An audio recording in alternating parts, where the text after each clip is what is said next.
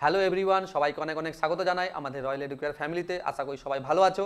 আজকে আমরা ইতিহাসের এবিটি এর 153 নম্বর পেজটাকে নিয়ে আলোচনা করব। দেখা যাক প্রথম প্রশ্ন কি আছে। তো ভারতে ফুটবল খেলা প্রবর্তন করেন কে, অর্থাৎ কারা করেছিল? প্রথম প্রশ্নের উত্তর যদি দেখতে হয় তাহলে প্রথম প্রশ্নের উত্তর কি হবে? ইংরেজরা। কি উত্তর হবে? ইংরেজরা করেছিলেন। প্রথম প্রশ্নের উত্তর কি হবে? ইংরেজরা। দ্বিতীয় প্রশ্ন যদি দেখা হয় দাদা সাহেব ফালকে যুক্ত ছিলেন, তোমরা জানো, চলচ্চিত্রের সাথে। কার সাথে যুক্ত ছিলেন? চলচ্চিত্রের সাথে। অর্থাৎ উত্তর হবে কি? প্রথম ক। বাবা মধুনী পত্রিকার সম্পাদক কে ছিলেন? তোমরা জানো বাবা মধুনী পত্রিকার সম্পাদক কে ছিলেন? না আমাদের উমেশচন্দ্র দত্ত। কে ছিলেন? উমেশচন্দ্র দত্ত। এটার উত্তর কি হবে? না ক। পরবর্তী প্রশ্ন যদি দেখা হয় সাধারণ জনশিক্ষা কমিটি গঠিত হয়েছিল কবে? তাহলে 4 দাগের প্রশ্নের উত্তর কি হবে? সাধারণ জনশিক্ষা কমিটি কবে গঠিত হয়েছিল? 1823 সালে। তাহলে উত্তর কি হবে? ঘ উত্তর হবে। সবগুলো নোট ডাউন করে রাখবে, ঠিক আছে? 5 নম্বর প্রশ্নের উত্তর কি হবে? 5 নম্বর প্রশ্নের উত্তর কি হবে? কই গেল 5 নম্বর প্রশ্ন? এটা নববিধান ব্রাহ্ম সমাজকে প্রতিষ্ঠা করেন কেশবচন্দ্র সেন, অর্থাৎ খ। উত্তর কি হবে? খ। পরবর্তী প্রশ্ন যদি দেখা হয় তাহলে তোমরা আশা করি দেখতে পাচ্ছ এটা প্রশ্নটা। সুই মুন্ডা নেতৃত্ব দিয়েছিলেন। কোথা থেকে নেতৃত্ব দিয়েছিলেন, মানে কোন বিদ্রোহের নেতৃত্ব দিয়েছিলেন? তাহলে উত্তর কি হবে? খ, অর্থাৎ কোল বিদ্রোহের। কলকাতা মেডিকেল কলেজের প্রথম অধ্যক্ষ কে ছিলেন? ডক্টর এম জে ব্রামলি ছিলেন। কে ছিলেন? এম জে ব্রামলি ছিলেন। বোঝা গেল? অর্থাৎ উত্তর কি হবে? ক। উত্তর ক হবে, ঠিক আছে? 1857 সালের মহাবিদ্রোহে ভারতের প্রথম স্বাধীনতা যুদ্ধ কে বলেছিলেন? না ভিডি সাভারকর, অর্থাৎ বিনায়ক দামোদর সাভারকর। উত্তর কি হবে? উত্তর কি হবে আমাদের? গ। উত্তর কি হবে? গ।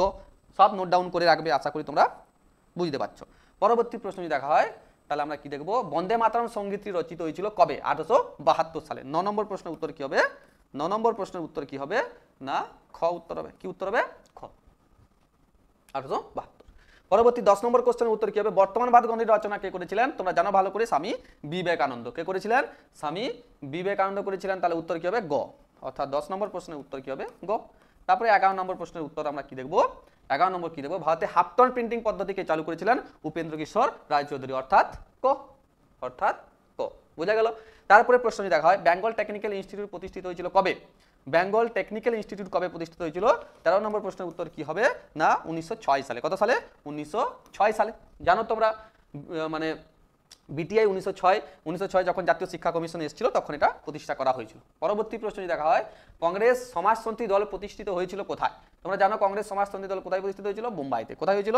বোম্বাই শহরে। কে করেছিল যদি জিজ্ঞাসা করা হয়? তোমরা অবশ্যই কমেন্টে আমাকে জানিও যে কংগ্রেস সমাজতন্ত্রী দল 1934 সালে কে করেছিল। বোঝা গেল?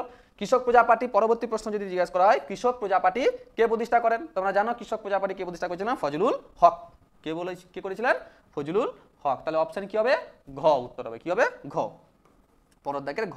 তাহলে 16 দাগের প্রশ্ন যদি দেখা হয় 16 দাগে কি আছে? বঙ্গভঙ্গ বিরোধী আন্দোলন হয়েছিল। বঙ্গভঙ্গ বিরোধী আন্দোলন কবে হয়েছিল? 1905। তোমরা ভালোভাবে জানো এটা। তোমরা জানো ভালোভাবে যে এটার উত্তর কি হবে? খ উত্তর হবে। কি উত্তর হবে? খ। সব নোট ডাউন করে রাখবে। পরবর্তী প্রশ্ন যদি দেখা হয় নারী কর্ম মন্দির কে প্রতিষ্ঠা করেছিলেন? তোমরা জানো নারী কর্ম মন্দির কে প্রতিষ্ঠা করেছিলেন? উর্মিলা দেবী। অর্থাৎ উত্তর কি হবে? ক। 18 দাগে যদি প্রশ্ন জিজ্ঞাসা করা হয় কি বলেছে?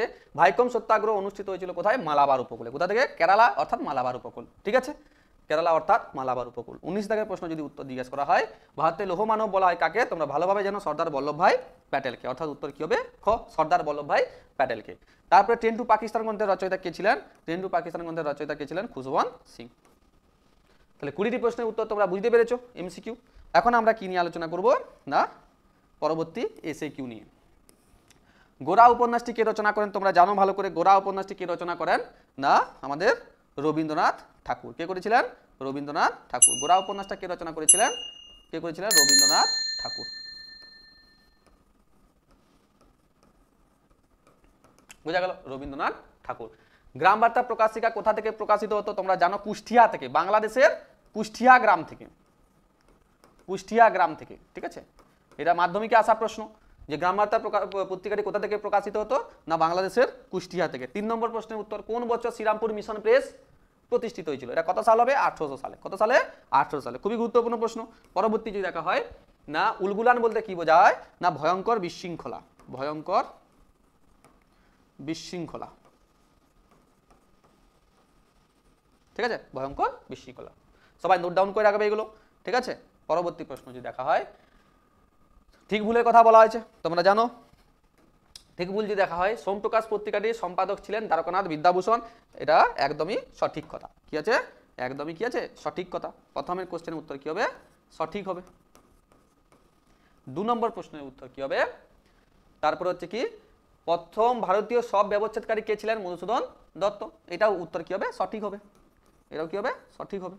3 নম্বর প্রশ্নের উত্তর কি হবে? না, বাংলা সশস্ত্র বিপ্লবী আন্দোলনের অন্যতম নেত্রী ছিলেন বাসন্তী দেবী। মনে রাখবে, সশস্ত্র যখনই বলে দিবে তার মানে অস্ত্র মানে বিপ্লব ধারণ করেছিলেন, কিন্তু বাসন্তী দেবী কিন্তু সশস্ত্র বিপ্লবী আন্দোলনের জন্য রচনা হননি। তাহলে এই কোশ্চেনে কি আছে? এটা ভুল আছে। ঠিক আছে, অহিংস অসহযোগ আন্দোলনের একজন বিখ্যাত নেত্রীর নাম হচ্ছে কি? বাসন্তী দেবী। তাহলে সেখানে কোনো হিংসা ছিল না। গান্ধীজি ও ডক্টর বি.আর. আম্বেদকরের যৌথভাবে দলিত আন্দোলন করেছিলেন। যৌথভাবে দলিত আন্দোলন করেছিলেন, তাহলে যৌথভাবে করেননি, এটা মনে রাখবে, এটা যৌথভাবে করেননি। ঠিক আছে, এটাও কি আছে? ভুল আছে। আলাদা আলাদাভাবে কি করেছিলেন তারা? মানে দলিত আন্দোলন করেছিলেন, যৌথভাবে কোনো সময় করেননি। অরবিন্দ ঘোষ তোমরা জানো, স্তম্ভ মেলানোর দিকে দেখি। প্রথম স্তম্ভ যদি মেলানো হয় অরবিন্দ ঘোষের সাথে কি হবে? উত্তর হবে national Bengal national school and college. 2 নম্বর যদি দেখা হয়, 2 নম্বর সিভি রমন কিসের সাথে যুক্ত আছে? সিভি রমন হচ্ছে কি? কলকাতায়। ঠিক আছে, সিভি রমন কোথায় আছেন? কলকাতায়। তোমরা জানো রমন ইফেক্ট, তাহলে এটা উত্তর হবে 3। 3 নম্বর প্রশ্ন যদি দেখা হয় তাহলে নবগোপাল মিত্র তোমরা জানো হিন্দু মেলা। আর 4 নম্বর যদি দেখা হয় রশিদ আলী দিবস আজাদিন ফৌজ, অর্থাৎ 1। সরি, এটা তোমরা দেখে নিও। বোঝা গেল? বুঝতে পেরেছো? এগুলোই আমরা পরে আসবো, সাঁওতাল বিদ্রোহ এলাকা নিয়ে পরে আসছি। ঠিক আছে, বিবৃতিগুলো দেখে নিই। রামমোহন রায় লর্ড আমহার্স্টকে চিঠি লিখেছিলেন 1824 সালে। কেন লিখেছিলেন? সতীদাহ প্রথা বন্ধের অনুরোধ জানিয়ে, ভারতে পাশ্চাত্য শিক্ষা বিস্তারে আবেদন জানিয়ে, ভারতের সংস্কৃত শিক্ষা বিস্তারে আবেদন জানিয়ে। প্রথমটা কি হবে? উত্তর কি হবে? 2। ব্যাখ্যা 2 উত্তর হবে। ব্যাখ্যা কি হবে? ব্যাখ্যা উত্তর কি হবে? 2 উত্তর হবে। বোঝা গেল? কারণটা হচ্ছে কি? পাশ্চাত্য শিক্ষার জন্য আমহার্স্টকে তিনি চিঠি লিখেছিলেন। পরবর্তী প্রশ্ন যদি দেখা হয়, ভারতের ঔপনিবেশিক ব্রিটিশ সরকার অরণ্য আইন প্রবর্তন করেছিলেন। ব্রিটিশ সরকার অরণ্য আইন প্রবর্তনের উদ্দেশ্য ছিল পরিবেশের ভারসাম্য রক্ষা করা। একদমই ভুল কথা। ব্রিটিশ সরকারের উদ্দেশ্য ছিল অরণ্যবাসীদের জীবনযাত্রা মানানো করা, কোনো ধারে পাশে নেই তার। ব্রিটিশ সরকার নিজেদের স্বার্থে অরণ্য সম্পদ ব্যবহার করতে চেয়েছিলেন। ব্যাখ্যা 3 হবে। তাহলে ব্যাখ্যা কি হবে? 3 উত্তর হবে। ঠিক আছে, বোঝা গেল? তারপরে প্রশ্ন যদি দেখা হয়, বিংশ শতকে ভারতের ঔপনিবেশ বিরোধী আন্দোলনে বামপন্থীদের উল্লেখযোগ্য ভূমিকা ছিল। বামপন্থীরা ছিল জমিদার শিল্পপতিদের সমর্থক, তারা ছিল ব্রিটিশ সমাজের সমর্থক, তারা ছিল শ্রমিক কৃষক বিরোধী। তাহলে ব্যাখ্যা কি হবে? ব্যাখ্যা হবে 3। ব্যাখ্যা 3, তারা শ্রমিক কৃষক বিরোধী ঐক্যবদ্ধ সংগ্রামের সমর্থক ছিল। তারপরে যদি আমরা দেখি 1921 খ্রিস্টাব্দে 4 নম্বর কি আছে? 1921 খ্রিস্টাব্দে মোপলা বিদ্রোহ সংগঠিত হয়েছিল। এটি ছিল কৃষকদের একটি জঙ্গি আন্দোলন, এটি ছিল একটি উপজাতি বিদ্রোহ, এটি ছিল একটি শিল্প শ্রমিকদের একটি অভ্যুত্থান। তাহলে এটা একটা ছিল, তোমরা জানো, একা মানে একতা, একা মানে একটা একতা, উপজাতি বিদ্রোহ ছিল না, কৃষকদের একটি জঙ্গি আন্দোলন এটা ছিল। বোঝা গেল? ঐক্যবদ্ধভাবে যে আন্দোলন করেছিল সেটাকে একটা জঙ্গি আন্দোলন বলতে পারি। ঠিক আছে, পরবর্তী আমরা কি দেখব? আমরা এলাকাগুলো দেখে নেব। ঠিক আছে, এলাকাগুলো দেখে নেব। তো এলাকার দিকে যদি যাই তাহলে আমাদেরকে প্রথমে কি করতে হবে? প্রথমে আমাদের কি করতে হবে? একটা সুন্দর একটি ম্যাপ অঙ্কন করতে হবে ভারতের। তাহলে ভারতের একটা ম্যাপ সুন্দর অঙ্কন করো।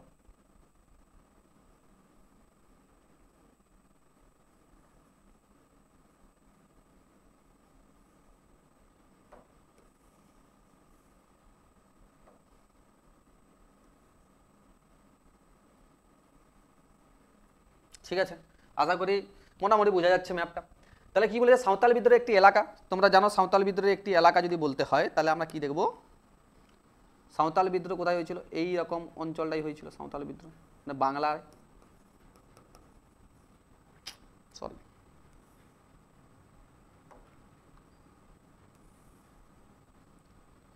সাঁওতাল বিদ্রোহ এখানে হয়েছিল।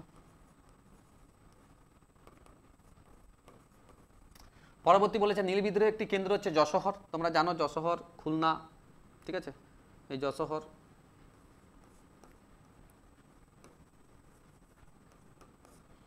তারপরে হচ্ছে কি? ওহাবি আন্দোলনের কেন্দ্র হচ্ছে বারাসাত আর হায়দ্রাবাদ রাজ্য। ঠিক আছে, বারাসাত এই জায়গাটায় আছে, বারাসাত। আর এই অঞ্চলটা হচ্ছে কি আমাদের, এই যে অঞ্চলটা, এইটা হচ্ছে কি আমাদের হায়দ্রাবাদ। এটা হচ্ছে কি হায়দ্রাবাদ। আশা করি তোমরা ম্যাপটা বুঝতে পেরেছো। যদি ভালো লেগে থাকে তাহলে লাইক কমেন্ট শেয়ার করে দিবে। আর আজকের মতো এখানেই, ধন্যবাদ।